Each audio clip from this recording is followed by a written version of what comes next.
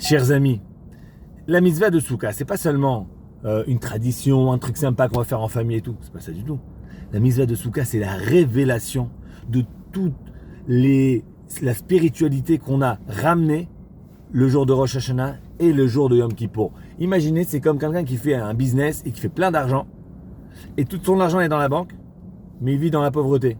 Tu lui dis, mais qu'est-ce que tu fais? Il dit, je sais pas, j'ai pas d'argent, je peux pas acheter à manger. Tu lui dis, mais dans ton compte en banque, tu as des millions de dollars. Il dit, j'ai jamais appris comment retirer l'argent du compte en banque.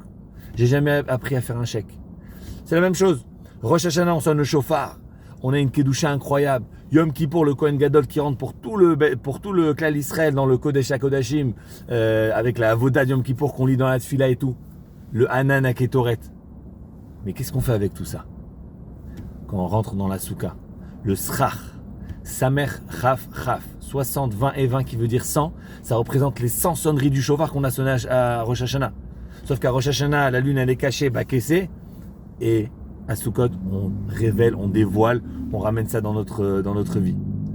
La nuée de Yom Kippour est représentée encore une fois par ce Srach de la Souka. Donc en vérité, la Souka, c'est Rosh Hashanah et Yom Kippour, sauf qu'au lieu que ça se passe le 1er et le 10, ça se passe le 15 du mois, là où la lune elle est remplie, là où la lumière elle brille, et là on rentre ça dans notre corps. Plus que ça encore, quand tu es dans la Souka, tu prends les arba minimes du loulav, et là tu les ramènes vers toi.